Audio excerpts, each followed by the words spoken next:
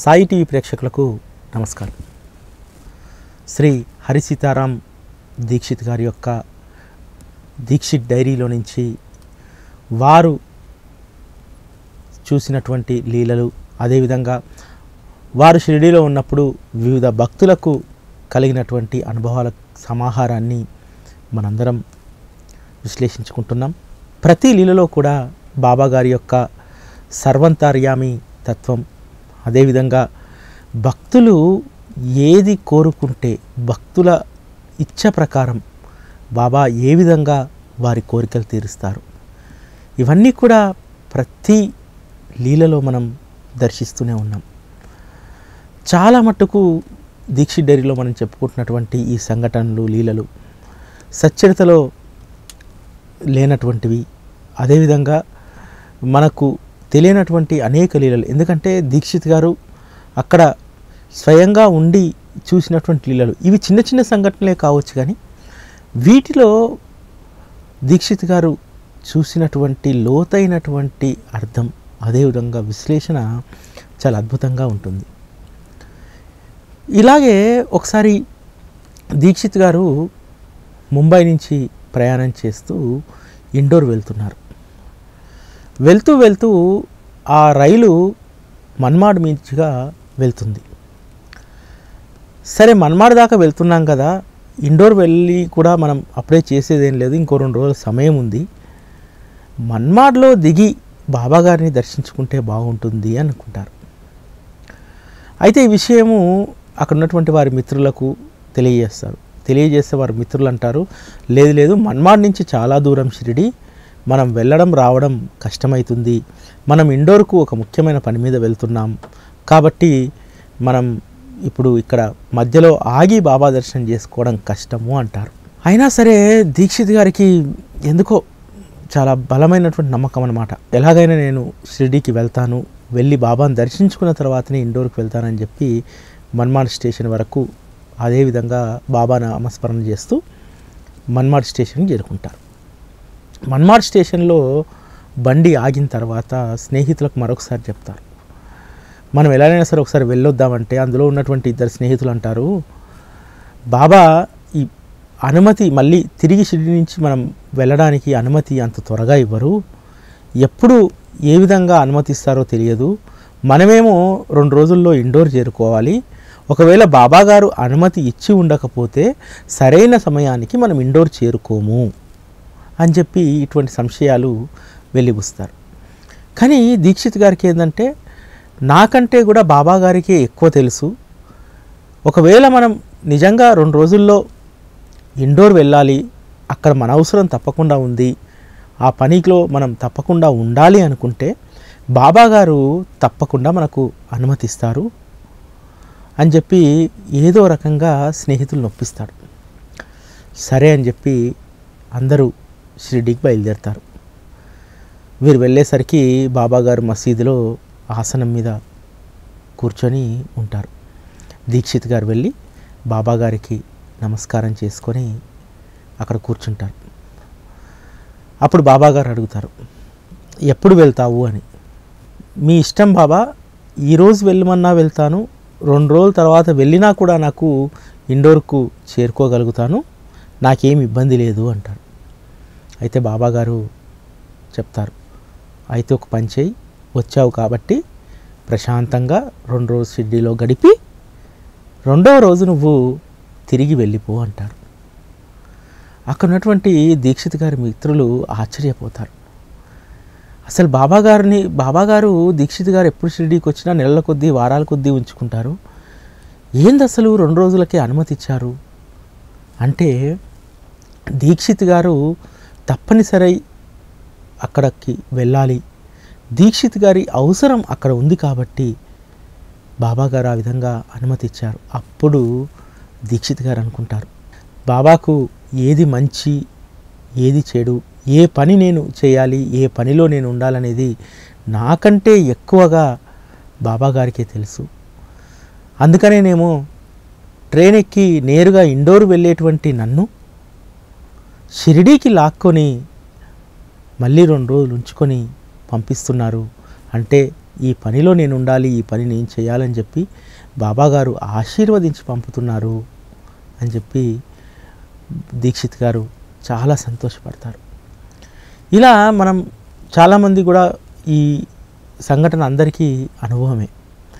చాలామంది ఏదో ఒక పని మీద హైదరాబాద్ నుంచో లేకపోతే ఇంకా వేరే ప్రాంతాల నుంచి ఔరంగాబాద్ దాకా వెళ్తారు, మన్మాడ్ దాకా వెళ్తారు, షిరిడీకి మాత్రం వెళ్ళరు. ఒకవేళ వెళ్ళాలని ఉన్నా ఏదో రకమైనటువంటి అడ్డంకులు మనమే కల్పించుకొని వెళ్ళకుండా మానేస్తాం. కానీ దీక్షిత్ గారు అలా కాదు.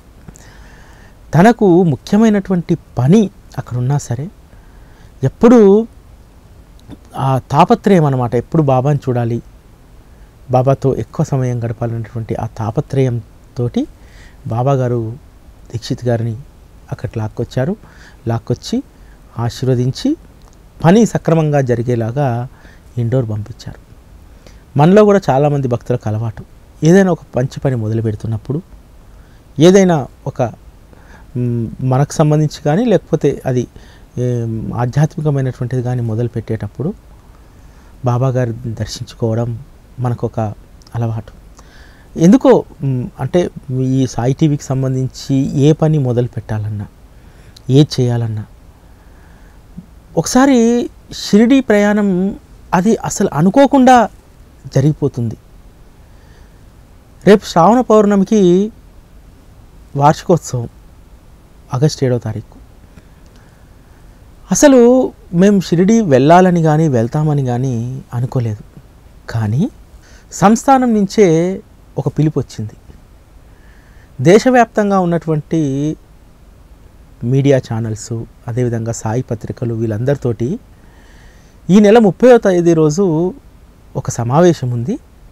హైదరాబాదు, తెలంగాణ, ఆంధ్రప్రదేశ్కి సంబంధించినటువంటి అన్ని సాయి పత్రికలకు సంబంధించి, తర్వాత మీడియాకు సంబంధించి మీరే కోఆర్డినేట్ చేసి అందరూ తెలుగుకు సంబంధించి అందరు కలుపుకొని మీరు రావాలి అన్నారు. అప్పుడు పెద్దగా ఇవేమీ స్ఫురణకు రాలేదు. తర్వాత అనిపించింది, ఓహో ఆగస్టు 7వ తారీఖు రోజు శ్రావణ పౌర్ణమి, ఆ రోజు మన వార్షికోత్సవం కదా, వార్షికోత్సవానికంటే ముందే పిలిచి ఆయన మనల్ని ఆశీర్వదించి పంపుతున్నాడు. ఎంత అద్భుతమైనటువంటి సంఘటన ఇది, ఎంత అనిర్వచనీయమైనటువంటి లీల కదా. ప్రతిసారి కూడా అంతే. మొన్న సాయి భిక్షాజోలి ప్రారంభించడానికి ముందు షిరిడీకి వెళ్ళాం. ఏ కార్యక్రమం ప్రారంభించడానికి అది ఎలా నిర్ణయించబడుతుంది ఏందనేది అది బాబాకు మాత్రమే తెలుసు. కాబట్టి బాబా మనం షిరిడీ దర్శనానికి మనగా వెళ్ళడానికంటే కూడా బాబాగారు ఎలా పిలిపించుకుంటారనే దానికి వేచి చూస్తుండాలి. కాకపోతే బాబా కృప వల్ల ఈ యొక్క 4-5 సంవత్సరాలుగా ఈ సాయి టీవీ నిర్వహణలో అసలు ఆ పిలుపు ఎలా వస్తుంది, ఎలా పోతున్నామనేది కూడా ఆ ఎరుకలో లేకుండా ఎప్పుడెప్పుడు వెళ్ళిపోదామా అనేటువంటిది, ఈరోజు అనుకోవడం రేపు వెళ్ళిపోవడం, ఇలా జరుగుతూనే ఉంటుంది. బాబాగారు అంతటి అవకాశాన్ని ఇచ్చినందుకు మరొకసారి వారికి ధన్యవాదాలు, కృతజ్ఞతలు, పాదాభివందనాలు ఆయనకు మనం తెలుపుకుందాం. అయితే ఈ విధంగా అందరికీ కూడా అనుభవం అన్నమాట. ఇప్పుడు దీక్షిత్ డైరీలో మనం చెప్పుకుంటున్నటువంటి లీలల్లో కూడా ప్రతి ఒక్క లీలను కూడా మనకు మనం అన్వయించుకుంటే ఏదో ఒక లీల మన జీవితంలో కూడా ఇదే విధంగా ఇదే పరిస్థితుల్లో జరిగినట్టు ఉంటుంది. ఇప్పుడు ఇంకొక లీల, ఎందుకంటే భక్తులను బాబా ఎలాంటి ప్రయాసలు లేకుండా, ఏమీ లేకుండా ఎంత జాగ్రత్తగా వారి పనులను దగ్గరుండి చేయిస్తారు, ఎలా వారి మనసులను శాంతపరుస్తారు, వారికి కావలసింది ఏ విధంగా వారి దగ్గరికే రప్పిస్తారనడానికి ఇంకొక లీలను ఇప్పుడు మనం చూద్దాం. సుకారాం హరి ఉరఫ్ బాపు సాహెబ్ జోగ్. మీ అందరికీ తెలుసు, ఈయన బాబాకు ఆ రోజుల్లో హారతులు ఇచ్చిన వారిలో జోగ్ కూడా ఒకరు. అయితే జోగ్ గారి యొక్క తల్లి చనిపోతుంది. చనిపోయిన తర్వాత ఉత్తర క్రియల కోసం నాసిక్ వెళ్ళి ఆ యొక్క ఉత్తర క్రియలు అక్కడ జరిపించాలని చెప్పి జోగ్ గారు నిర్ణయించుకుంటారు. ఇందుకోసం బాబా గారి దగ్గర ముందు ఒక వారం 10 రోజుల నుంచే అనుమతి కోరుతూ ఉంటారు. బాబా నేను ఇలా నాసిక్ వెళ్ళాలి, మా అమ్మగారి ఉత్తర క్రియలు నేను నిర్వర్తించాలి, మీరు నాకు అనుమతించండి అని. బాబా గారు ఎప్పటికప్పుడు దాన్ని దాటేస్తూ వస్తూ ఉంటారు. ఇదిలా ఉండగా ఆ ఉత్తర క్రియలు చేసేటువంటి రోజు నెక్స్ట్ డేనే, ఇంకా రేపటికల్లా నాసిక్ వెళ్ళిపోవాలి, అక్కడ చేయాల్సినటువంటి క్రియలన్నీ చేయాలి. ముందు రోజు వచ్చి బాబా గారిని అడుగుతారు, బాబా నేను చెప్పేది మీకు అర్థం కావట్లేదు, నేను షిరిడిలో కూడా మా అమ్మగారి ఉత్తర క్రియలు ఇక్కడే జరుపుకోవచ్చు, కానీ ఈ గ్రామంలో నేను బ్రాహ్మణుడిని, నా బ్రాహ్మణ తెగకు సంబంధించినటువంటి శాఖకు సంబంధించినటువంటి పురోహితుడు ఇక్కడ లభించడు.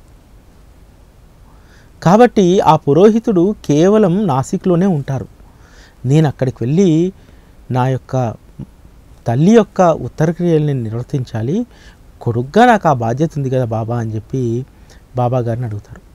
అప్పుడు బాబా అంటారు, 2 ప్రహరీల్లో, అంటే ప్రహరీ అంటే ఒక ప్రహరీ అంటే 3 గంటలు, 2 ప్రహరీలు అంటే 6 గంటలు, 2 ప్రహరీల్లో నీ శాఖకు సంబంధించినటువంటి బ్రాహ్మణుడు ఇక్కడికి వస్తాడు, నువ్వు ఇక్కడే చేయించుకోవచ్చు అంటారు.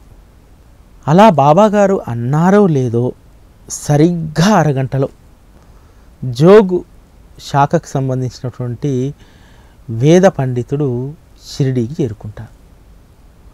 ఆ విషయం తెలుసుకున్నటువంటి జోగు ఎంతో సంతోషించి వారి అమ్మగారికి చేయాల్సినటువంటి ఉత్తర క్రియలన్నీ కూడా షిరిడీలో సర్వం చేసిన తర్వాత చివరి రోజు నాసిక్ వెళ్ళి గోదావరి స్నానం చేసి అక్కడ పూర్తిగా క్రియ మొత్తం కంప్లీట్ చేయాలని చెప్పి అనుకుంటారు.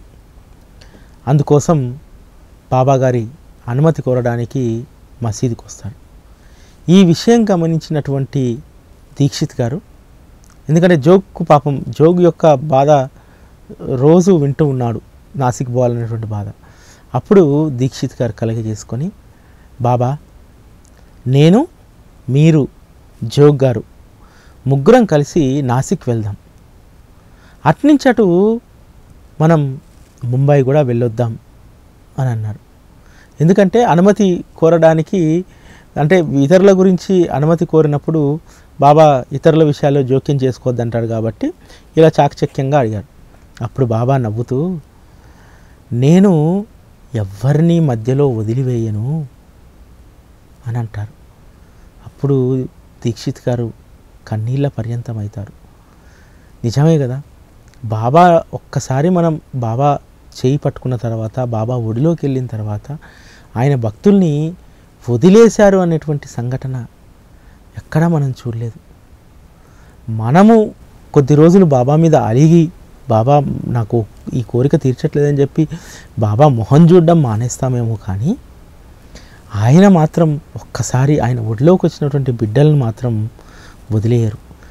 అంతేకాదు వారు చేయాల్సినటువంటి పనులన్నీ ఒక తండ్రిగా మార్గనిర్దేశనం మనతో చేయిస్తుంటారు. జోగు విషయంలో అదే కదా జరిగింది. ఎందుకంటే తన యొక్క తల్లి ఉత్తర క్రియలు చేయడం జోగ్ ధర్మం. ఆ ధర్మాన్ని నిర్వర్తించడానికి ఎక్కడికో పంపించకుండా తన బిడ్డను తన దగ్గరే పెట్టుకొని ఆ బిడ్డ యొక్క తల్లి ఉత్తర క్రియలు అదే ఊరిలో జరిపించడానికి కావాల్సిన ఏర్పాట్లు కూడా బాబా చేశారు.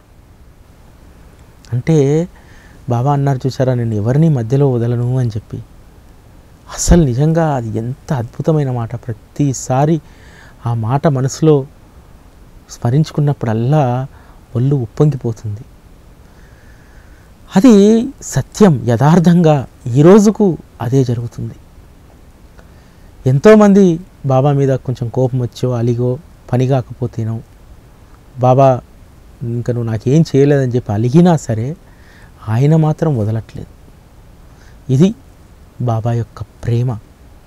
ఆ ప్రేమను ఆస్వాదించిన వాళ్ళందరికీ కూడా ఆ ప్రేమ మాధుర్యం తెలుస్తుంది. ఈ విధంగా బాబా యొక్క బోధనా పద్ధతి, బాబా ఇచ్చేటువంటి శిక్షణ చాలా చక్కగా ఉంటుంది. ఇంకొక సంఘటనలో కనుక మనం వెళ్ళగలిగితే, దీక్షిత్ గారి మిత్రుడు ఒకరు షిరిడీలో బాబా సమక్షంలో గడపడానికి, బాబా దర్శనానికి షిరిడీ వస్తారు. వచ్చిన తర్వాత రోజు దీక్షిత్ గారితో పాటు అతను కూడా మసీదుకి వెళ్తారు. వెళ్ళినప్పుడు ఒకరోజు బాబా కాళ్ళు చాపుకొని కూర్చుంటే ఆ వ్యక్తి బాబాగారి కాళ్ళను మర్దన చేస్తూ ఉంటారు. ఇలా కొద్ది సమయం గడిచాక బాబాగారు ఆ వ్యక్తిని నువ్వు వెళ్ళి కింద కూర్చో అని చెప్పి అంటారు. బాబాగారు చెప్పిన తర్వాత ఆ వ్యక్తి పోయి కింద కూర్చొని అసలు కన్నీళ్ళ పర్యంతం అయిపోతాడు. మళ్ళీ కొద్దిసేపటికి బాబా అతన్ని పిలిచి మర్దన చేయని అడుగుతారు. అలా బాబాకు మర్దన చేసిస్తాడు. చేసి వాడాకు వచ్చిన తర్వాత ఆ స్నేహితుడు దీక్షిత్ గారితో చెప్తారు, బాబాగారికి వారి పాదాలు మర్దన చేయడం నా పూర్వజన్మ సుకృతం. అలాంటి సమయంలో అమంగళమైనటువంటి ఆలోచనలు నా మదిలోకి వచ్చాయి. ఎప్పుడైతే ఆ అమంగళమైనటువంటి ఆలోచనలు నా మదిలో తిరుగుతున్నాయో అది గమనించినటువంటి బాబా నన్ను అక్కడి నుండి పంపించేశారు. పంపించిన తర్వాత అప్పుడు నాకు అర్థమైంది బాబాగారు ఎందుకు నన్ను కిందకి వెళ్ళి కూర్చోమన్నారు అని. అప్పుడు అర్థమయ్యి నా మనసు ఉప్పొంగి కంటిలో నుంచి నీరు కారసాగింది. అది గమనించిన బాబా నా పశ్చాత్తాపాన్ని గుర్తించి మళ్ళీ పాదాలను మర్దన చేసేటువంటి అవకాశాన్ని కల్పించాడు. నా మనసులో అనుకున్నటువంటి దాన్ని కూడా బాబా గ్రహించాడు. బాబా ఒక మనిషి కాదు, ఒక సద్గురువు కాదు, ఆయన పరబ్రహ్మ. అందుకనే నా మనసులో ఉంది కూడా తెలుసుకోగలిగాడు. అంతేకాదు ఆయనే అందరి హృదయాల్లో ఉన్నాడనడానికి ఇదే నిదర్శనం అని చెప్పి ఆ మిత్రుడు దీక్షిత్ గారికి చెప్పడం జరుగుతుంది. మనం కూడా చాలామంది రోజువారీ కార్యక్రమాల్లో అంటే మనం గుడికి వెళ్ళినా లేకపోతే ఇంకొక్కడికి వెళ్ళినా కొద్దిసేపు కూర్చున్న తర్వాత ఏదో రకమైనటువంటి ఆలోచనలు మనలో వస్తాయి.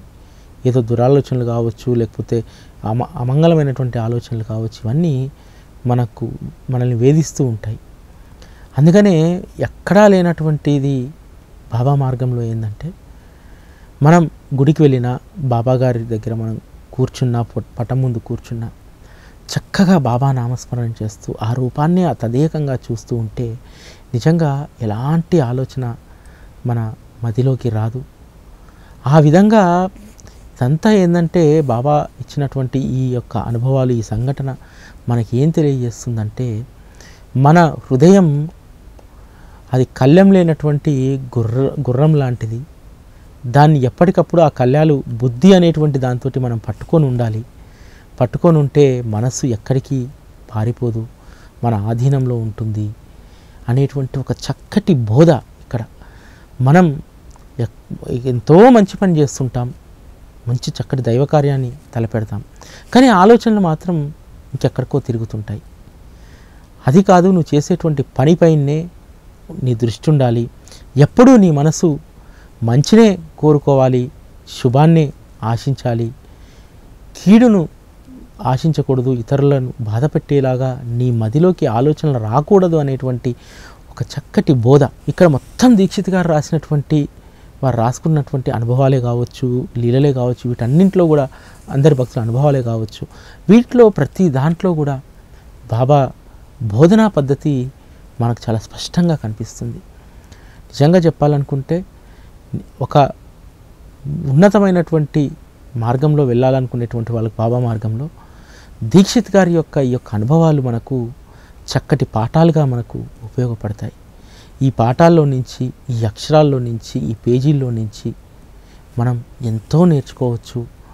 ఒక ఉన్నతమైనటువంటి సంస్కారాలను అలవర్చుకోవడానికి ఇవన్నీ కూడా ఉపయోగపడతాయి. బాబా మనం ఇంతకుముందు మాట్లాడుకున్నట్టు తన భక్తులను కాపాడడానికి, తన భక్తులను ఆపదల నుంచి బయటవేయడానికి ఎప్పుడూ అదే చింతనలో ఉంటారట. ఒకరోజు మామూలుగానే బాబాగారి దర్శనానికి దీక్షిత్ గారు వెళ్తారు. వెళ్ళినప్పుడు బాబాగారు దిని దగ్గర నిల్చొని దీర్ఘంగా ఆలోచిస్తుంటారు. ఆలోచిస్తూ దీక్షిత్ గారు వెళ్ళగానే, నువ్వేమీ బాధపడకు, నీ భారమంతా నాదే, అన్నీ నేను చూసుకుంటాను అంటారు. అంతే కదా బాబా, మీరున్నారన్నటువంటి ధైర్యంతో నేను నిశ్చింతగా షిర్డీలో ఉండి చక్కటి పారమార్థికమైనటువంటి సాధన చేసుకుంటున్నాను. నా ఈ జన్మకు చాలా సుకృతమైనటువంటి జన్మ నాది. మీలాంటి మహానుభావులు, సాక్షాత్ పరబ్రహ్మ సహచర్యం నాకు దొరికింది అని చెప్పి దీక్షిత్ గారు అంటారు. అన్న తర్వాత ఆ రోజు అలా గడిచిపోతుంది. తర్వాత ఒకరోజు షిరిడి నుంచి బయలుదేరి దీక్షిత్ గారు విల్లేపార్లేకి వెళ్తారు. విల్లేపార్లేకి వెళ్ళిన తర్వాత వారి భార్య ఒక విషయం చెప్తుంది. వారి అల్లారి ముద్దుగా పెంచుకుంటున్నటువంటి కూతురు వత్సల ఒకరోజు ఆట వస్తువు కోసం కుర్చీ ఎక్కి బీరువా మీద ఉన్నటువంటి అల్మారా మీద ఉన్నటువంటి బొమ్మను తీసుకోబోతుంటే అల్మారా వత్సల పైన పడిపోతుంది. పడిపోయి బాబాగారు రక్షించినట్టే దానిపైన ఉన్నటువంటి చాలా గట్టి లోహపు వస్తువులు, గాజు వస్తువులు అన్నీ కూడా బాబా చేతితోటి జరిపినట్టే పక్కకు జరిగిపోయి ఆ బీరువా అమ్మాయి మీద పడిపోయినా సరే చిన్న గాయం కూడా లేకుండా, అంటే గాజు పెంక మాత్రం చేతికి గీసుకొని ఉంటుంది, ఎటువంటి గాయాలు లేకుండా వత్సల ఆ ప్రమాదం నుంచి బయటపడుతుంది. అయితే వత్సలకు ప్రమాదం జరిగిన రోజు బాబాగారు నీ భారమంతా నాదే, నువ్వేమీ భయపడవద్దు అంటారు. సేమ్ అదే రోజు అదే సమయానికి వత్సల మీద ఆ బీరువా పడింది. అంటే బాబాగారు స్వయంగా తన చేతులతో తన భక్తుడు దీక్షిత్ బిడ్డను ఆ విధంగా కాపాడాడు. జరిగినటువంటి సంఘటన కేవలం బాబాకు మాత్రమే తెలుసు. ఆ రోజు తెలిసి దీక్షిత్కి ఆ విషయం తెలియకపోయినా తను ఒక అనుభవం ఇవ్వడానికి చాలా నమ్మగర్భంగా అసలు ఏ విషయం కోసం అంటున్నాడు, ఎందుకోసం బాబా మాట అంటున్నాడు అనే విషయం కూడా దీక్షిత్ గారికి తెలియదు. అది కేవలం ఆయనకే ఎరుక. నీ భారమంతా నాదే, నువ్వు ఏమీ చింతించవద్దు అంటారు. ఇటువంటి అనుభవాలు అనేకం దీక్షిత్ గారికి ఇచ్చారు. అప్పుడు విల్లేపార్లేలో ఈ సంఘటన గురించి తెలుసుకున్న తర్వాత బాబా గారికి మరొక్కసారి ఆయన కన్నీటి పర్యంతమై బాబాగారి పటానికి నమస్కారం చేసుకుంటారు. అంటే తన భక్తుడినే కాదు, తన భక్తుడిపైన ఆధారపడి ఉన్నటువంటి కుటుంబ సభ్యులు ఏదైతే వ్యవస్థలు ఉంటాయో వాటన్నింటిని కూడా బాబా ఏ విధంగా కాచుకొని ఉంటాడు. మామూలుగా మనకు ఏ ఆపదొచ్చినా ఆయనే ఏ విధంగా పరిగెత్తుకుంటూ మన వైపు వస్తారు. ఎక్కడున్నా సరే, సప్త సముద్రాల అవతల ఉన్నా సరే, ఈరోజు బాబాగారు చేస్తున్నటువంటి లీలలు అన్నీ కూడా మనందరం ఇప్పుడు అనుభవిస్తున్నాం. విల్లేపార్లేలో ఉన్నటువంటి ఆ పాపకు ఎలాంటి హాని కలగకుండా చేసి తన భక్తుడి యొక్క సాధనను, తన భక్తుడి ఇక్కడ ప్రశాంతంగా ఉండడానికి, ఎందుకంటే నిజంగా ప్రమాదం జరిగి అంత లోహమైనటువంటి వస్తువులు పడి ఉంటే, అమ్మాయి మీద పడి ఉంటే చాలా పెద్ద ప్రమాదమే జరిగేది. అంత పెద్ద ప్రమాదాన్ని ఆపి తన భక్తుడి యొక్క సాధనను కొనసాగేలాగా, తన భక్తుడికి ఎలాంటి ఇబ్బంది కలగకుండా దీక్షిత్ గారిని ఆ విధంగా బాబాగారు కాపాడారు. ఇలా దీక్షిత్ గారికి అనేక అనుభవాలు బాబాగారి దగ్గర. వత్సలకు మరొక సంఘటన, సుమారు 5 సంవత్సరాల వయసు ఉన్నప్పుడు వత్సలను బయటికి బాత్రూమ్కు తీసుకెళ్ళినప్పుడు ఒక పెద్ద పాము అక్కడ ఉంటుంది. ఆ పామును ఎవరైతే ఆ ఇంట్లో నౌకరు తీసుకెళ్తారో ఆ వత్సలను, ఆ నౌకరు ఆ పామును చూసి వత్సలను అక్కంచెలి తీసుకొచ్చేస్తాడు. ఈ విధంగా దీక్షిత్ గారి కుటుంబాన్ని బాబాగారు కంటికి రెప్పలా కాపాడుతూ అనేక రకాలైన అనుభవాలు. నిజంగా దీక్షిత్ గారు మొత్తం ప్రాక్టీస్ని మానేసి అన్ని పదవులు వదుకొని షిరిడీలో ఉన్నా ఏ రోజు ఆ కుటుంబ గౌరవానికి కానీ, వారి స్థాయికి కానీ, హోదాకు కానీ ఏమాత్రం తగ్గకుండా ఆ కుటుంబం గడిచేలా బాబాగారు ఆశీర్వదించారు. చివరి వరకు కూడా చాలా ఉన్నతంగానే, చాలా విలువలు, ఉన్నతమైనటువంటి జీవితాన్ని వారు ఆ కుటుంబం అంతా కూడా అనుభవించారు. ఇప్పటికి కూడా వారి వారసులు అదే హుందాగా, అంతే మర్యాదగా ఇతరులకు ఎప్పుడు ఎవరు వచ్చినా కాదనకుండా సేవ చేసేటువంటి దాంట్లోనే ఉన్నారు. నిజంగా ఇదంతా కూడా బాబాగారు ఆ కుటుంబానికి ఇచ్చినటువంటి అదృష్టం. ఆ కుటుంబంలో ఈ తరంలో జన్మించినటువంటి వాళ్ళు కూడా అదృష్టవంతులే. అయితే దీక్షిత్ గారి డైరీలో మరింత మనం రేపు ముందుకు వెళ్ళి మరిన్ని విషయాలను తెలుసుకుందాం. అప్పటి వరకు సెలవు. నమస్కారం.